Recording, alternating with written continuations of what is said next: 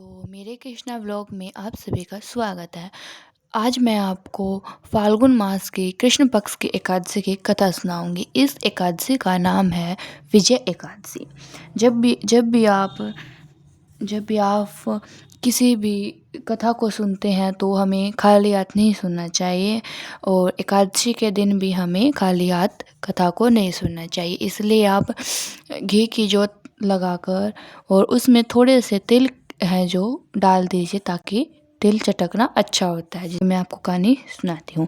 धर्मराज युधिष्ठिर बोले, हे जनार्दन, फाल्गुन मास के कृष्ण पक्ष की एकादशी का क्या नाम है तथा इसकी क्या विधि है, सो आप कृपया करके कहिए।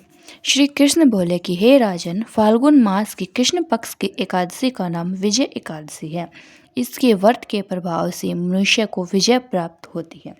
यह सब व्रतों से उत्तम व्रत है। इस विजय एकादशी के महात्म्य के श्रवण व पठन करने से समस्त पाप नष्ट हो जाते हैं। एक समय देव ऋषि नारद जी ने जगत पिता ब्रह्मा जी से कहा कि हे महाराज, आप मुझसे फाल्गुन मास की कृष्ण पक्ष की एकादशी जो विजय एकादशी है उसका विधान कहिए। ब्रह्मा जी कहने लगे कि हे नारद, विजय एकादशी का व्रत पुराने और नए पापों को नाश करने वाला है। इस विजय एकादशी की विधि मैंने आज तक किसी से नहीं कही। यह समस्त मनुष्य को विजय प्रदान करता है। त्रेता युग में मर्यादा पुरुषोत्तम श्री रामचंद्र जी को 14 वर्ष का वनवास हो गया। तब वे श्री लक्ष्मण तथा सीता जी सहित पंचवटी में निवास करने लगे।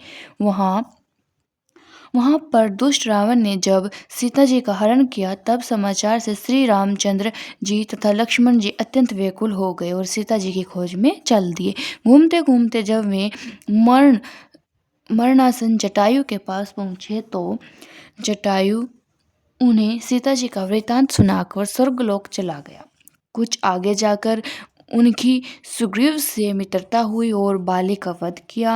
हनुमान जी ने लंका में जाकर सीता जी का पता लगाया और उनसे श्री रामचंद्र जी एवं सुग्रीव की मित्रता का वर्णन किया। वहां से लौटकर हनुमान जी श्री रामचंद्र जी के पास आए और जब समाचार कहे, श्री रामचंद्र जी ने वानर सेना सहित सुग्रीव की सम्मति से लंका को प्रस्थान किया। जब श्री रामचंद्र जी समुद्र के किनारे पहुंचे, तब उन्होंने मगरमच्छ आदि से युक्त उस अगाध समुद्र को देखकर लक्ष्मण जी से कहा कि इस समुद्र को हम किस प्रकार पार कर सकेंगे।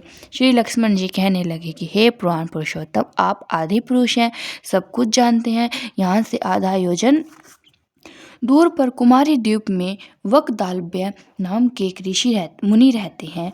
उन्होंने अनेक ब्रह्मा देखे हैं। आप उनके पास जाकर इसका उपाय पूछिए। लक्ष्मण जी के इस प्रकार के वचन सुनकर श्री रामचंद्र जी वकदालव्य ऋषि के पास गए और प्रणाम करके बैठ गए। मुनि ने भी उनको मनुष्य रूप धारण किए हुए पुराण पुरुषोत्तम समझकर उनसे पूछा कि हे राम, आपका आना कैसे हुआ। श्री रामचंद्र जी कहने लगे कि हे ऋषि, मैं अपनी सेना सहित यहाँ आया हूँ और राक्षसों को जीतने के लिए लंका जा रहा हूँ। आप कृपया करके समुद्र पार करने का कोई उपाय बताइए। मैं इसी कारण आपके पास आया हूँ। वाग्दलव्य ऋषि बोले कि हे राम, फाल्गुन मास के कृष्ण पक्ष की एकादशी का व्रत करने से निश्चय ही आपकी विजय होगी। साथ ही आप समुद्र भी अवश्य पार कर लेंगे। इस व्रत की विधि यह है कि दशमी के दिन स्वर्ण, चांदी, तांबा या मिट्टी का एक घड़ा बनाए। इस घड़े को जल से भरकर और 5 पल्लव रखकर वेदी का स्थापित करे। उस घड़े के नीचे सतनजा और ऊपर जौ रखे।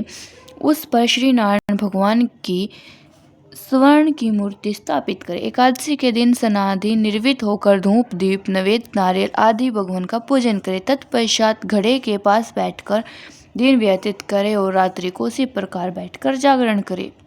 द्वादशी के दिन नित्य नियम से निर्वित होकर उस घड़े को ब्राह्मण को दे देवे। हे राम, यदि तुम भी इस व्रत को सेनापतियों सहित करोगे तो तुम्हारी विजय अवश्य होगी। श्री रामचंद्र ने ऋषि की कथा अनुसार इस व्रत को किया और इसके प्रभाव से दैत्यों पर विजय पाई। अतः हे राजन, जो कोई मुनि विधि पूर्वक इस व्रत को करेगा, दोनों लोकों में उसका अवश्य ही विजय होगी। श्री ब्रह्मा जी ने नारद जी से कहा कि हे पुत्र, जो कोई इस व्रत के महात्म्य को पढ़ते या सुनता है उसको वाजपेय यज्ञ का फल प्राप्त होता है।